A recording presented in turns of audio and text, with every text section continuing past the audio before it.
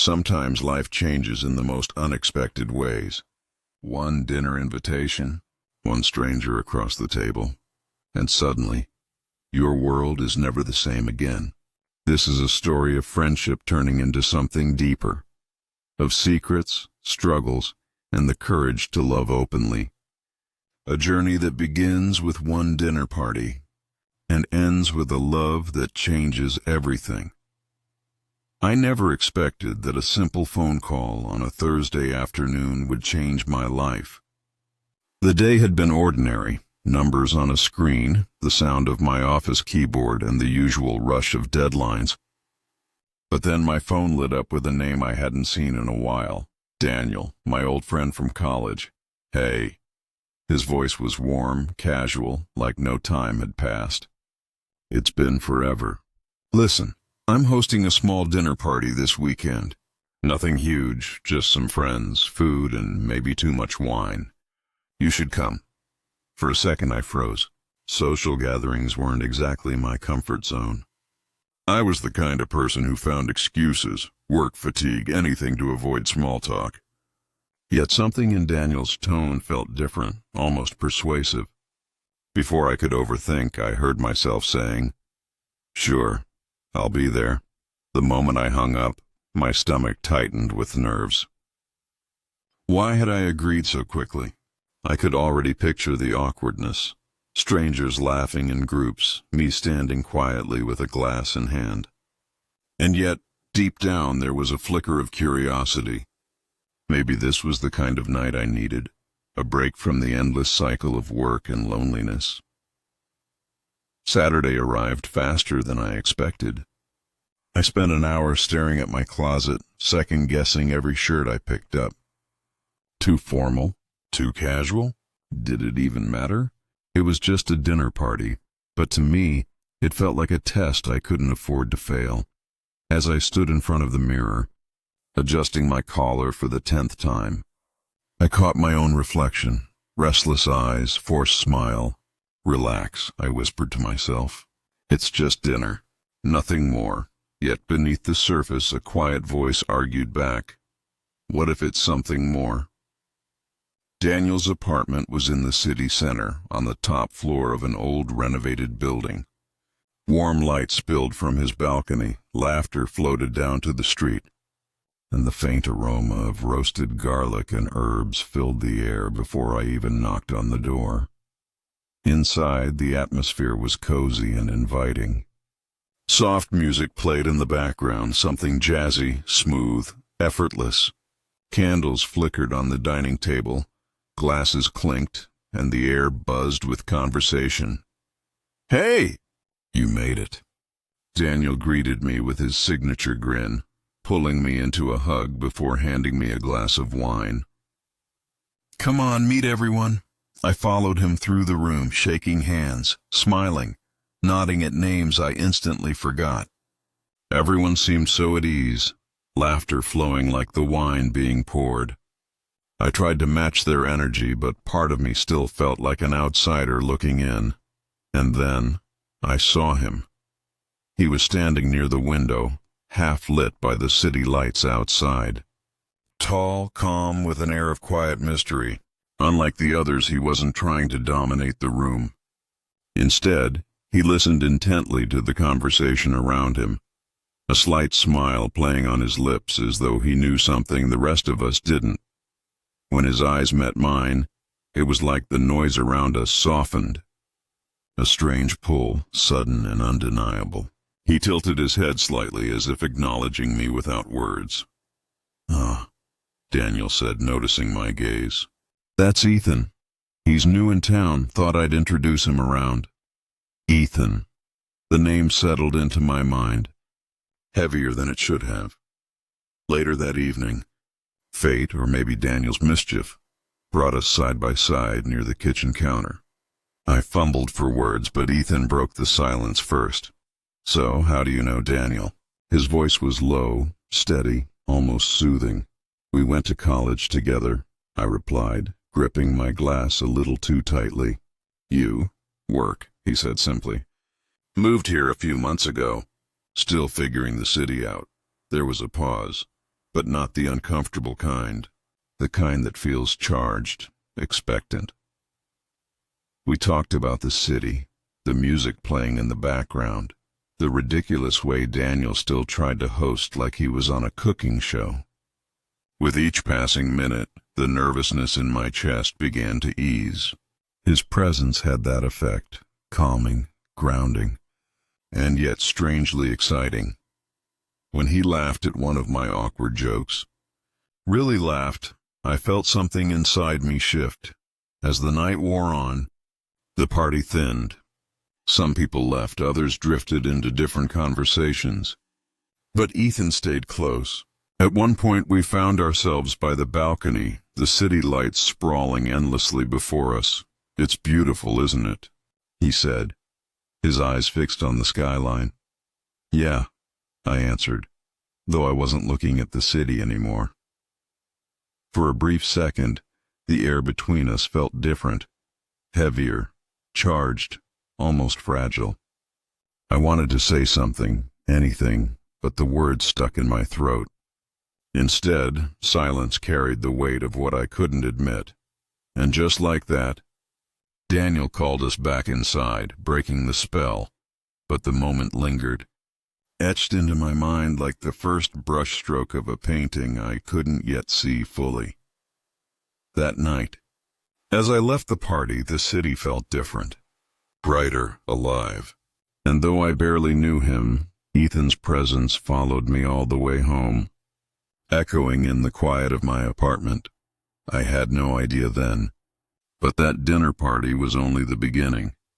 The night everything changed. The party had settled into its rhythm. Plates clinked, conversations overlapped, and the smell of roasted chicken with rosemary filled the air. Daniel floated around like the perfect host, laughing too loudly, refilling wine glasses, making jokes only half the table understood, but my focus kept drifting. Every so often, across the flickering candlelight, I'd catch Ethan's eyes, not lingering long enough to be obvious, but just enough to leave a quiet burn in my chest. I would quickly look away, pretending to laugh at someone's story, though my mind wasn't on the words. At one point, Daniel pulled me into a small group gathered near the table. Ethan was already there, leaning against the chair, his posture relaxed yet alert. "All right," Daniel declared dramatically. "Icebreaker time. Everyone share the most embarrassing thing you've done at work." Groans and laughter followed.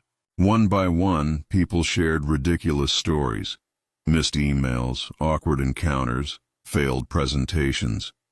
When it was Ethan's turn, he looked up, his eyes briefly catching mine before he spoke. "I once called my boss Mom during a meeting," he said with a straight face. The table burst into laughter, me included. He smiled then, wide and genuine, and I couldn't help noticing how it lit up his whole expression. For a second, it felt like that smile was meant just for me. Later, when I shared my own awkward story, spilling coffee on a client's report, he chuckled softly, shaking his head. "That's survivable," he murmured, his voice low enough that only I could hear. My chest tightened at the intimacy of that moment. Even in a crowded room, dinner moved into dessert. A rich chocolate cake Daniel proudly announced he'd mostly baked himself. As forks scraped plates and wine glasses emptied, the mood grew looser, warmer. Someone put on upbeat music, and a few people even started dancing by the living room. I stayed at the table fiddling with my fork when Ethan slid into the chair next to me. "Not a dancer?" he asked, raising an eyebrow. "Not really," I admitted. "I'd rather avoid stepping on people's feet," he laughed, an easy, unguarded sound.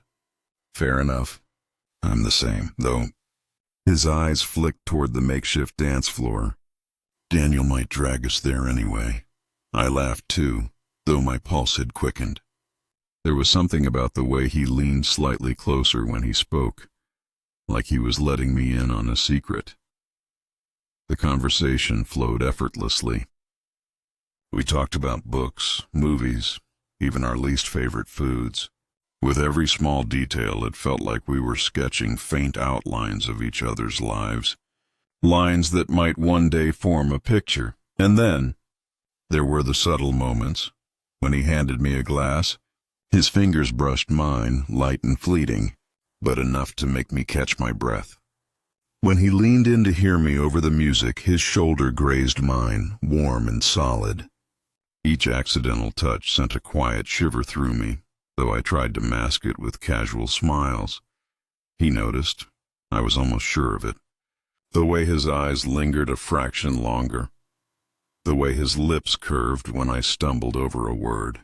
It was as though we were speaking in two languages at once, one with words, the other in silences, glances, and touches. As the night wore on, people began to leave. Goodbyes echoed at the door, Daniel's laughter filled the hallway, and soon the apartment grew quieter. I stood by the balcony again, staring at the city lights. I didn't notice Ethan had joined me until his voice broke the silence.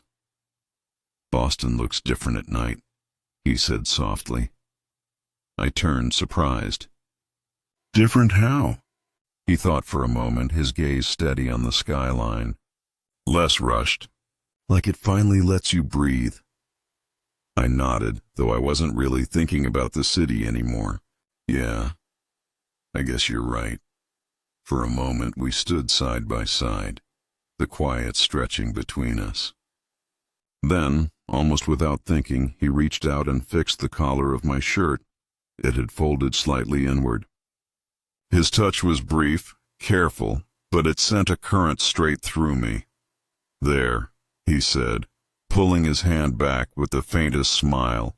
It was such a small gesture, so ordinary, almost trivial. Yet in that instant it felt intimate in a way nothing else that night had been. And as I walked home later, replaying the evening in my mind, it wasn't the laughter or the stories I remembered most. It was that single fleeting touch, gentle, deliberate, unforgettable. The first connection. The dinner party had ended, and guests were heading toward their cars. The night sky was a deep shade of blue, and a cool breeze whispered through the quiet streets.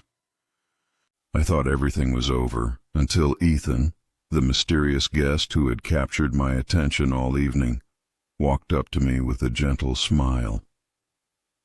"Would you like to take a little walk?" "There's a coffee shop still open around the corner." My heartbeat quickened. For a moment I hesitated, but the sincerity in his eyes, the softness in his tone, it was impossible to refuse. Without thinking too much, I said yes. We walked side by side, the streetlights casting long shadows along the pavement. Between moments of silence and light conversation, our eyes met now and then, and each glance carried an energy that words couldn't describe. Ethan opened up first. He spoke about his job, the pressure he often felt, and how sometimes he still felt lonely, even in crowded rooms. I listened quietly, but inside something stirred. It's not just me. He feels the same way too. The coffee shop was small and cozy, filled with the aroma of roasted beans and the soft hum of jazz music. We sat at a corner table, tucked away from the rest of the world. For the first time in years, I shared my own struggles, expectations that weighed me down, the loneliness I often carried, and dreams that always felt out of reach. Ethan listened intently, nodding at times, his gaze never leaving mine. At one moment, his hand brushed against mine on the table. Neither of us moved away. That small touch carried a warmth that shifted the air between us. Ethan smiled softly. "There's a truth in your words. Something rare these days." I looked into his eyes, and for a second time seemed to stop. A spark flickered inside me, clear, undeniable.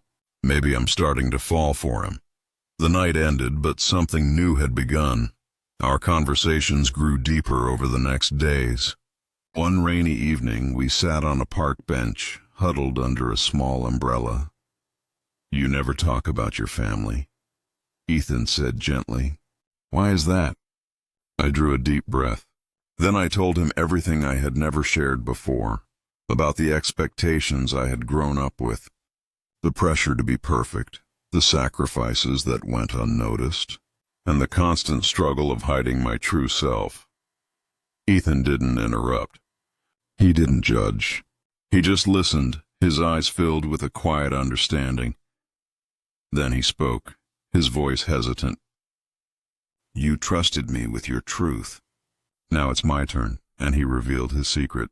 He told me about a painful past, a relationship that ended with betrayal, leaving him scarred and afraid to trust again. Silence fell between us, but it wasn't empty. It was heavy with the weight of our wounds. Could we truly be safe for each other? Or would we only deepen each other's scars? Days passed without a word from Ethan. The silence was unbearable. Coffee cups went cold, my phone stayed empty, and the distance grew heavier each day. Then one evening, a message finally arrived. "Can we talk?" We met at a quiet cafe. The air between us was thick, tense. Steam rose from untouched mugs. Ethan spoke first. "I thought we'd heal each other.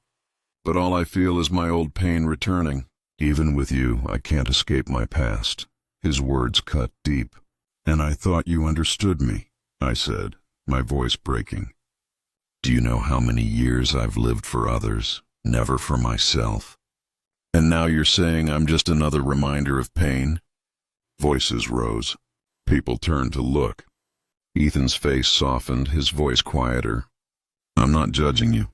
I'm just scared. With you, it feels too real, and real means I could lose it." Tears stung my eyes. "And you're my only hope. If I lose you too, I don't know what's left." That moment broke something open. Ethan reached across the table, his hand covering mine. "Look at me," he whispered. "I don't want to lose you, not now." Not ever. We stepped out into the night. The air was cool, the sky sprinkled with stars. Without a word, Ethan pulled me into his arms. It wasn't just a hug, it was a silent promise. "I'm here. I'm not leaving." When he pulled back, he pressed a gentle kiss against my forehead. Safe, soft, deeply intimate without needing words. My heart whispered, maybe this is what love really means, accepting someone despite their scars. From then on, the distance between us dissolved. We explored the city together, museums, bookstores, crowded street markets. At a record shop, Ethan placed headphones over my ears. A soft jazz melody played, and for a moment the world faded until there was only him. One evening, as rain poured suddenly, we ran for cover. But Ethan stopped. "Let's not run. Let's just walk," I laughed. "You're crazy." "Maybe," he grinned. "But everything's better with you." So we walked, drenched and laughing, his hand holding mine. That simple moment felt like eternity. Later that night, in his apartment lit only by candles, we sipped tea and shared secrets. He revealed his insecurities. I spoke about my loneliness. And in that silence afterward, I realized something. This isn't friendship anymore. Ethan reached for my hand. "You're right. It's more than that, and I don't want to run anymore." Tears filled my eyes, not of sadness, but of joy. Months later, we sat at a cafe again, jackets damp from another rainy evening. Ethan smiled. "Funny, isn't it? If Daniel hadn't invited us to that dinner party, we might never have met."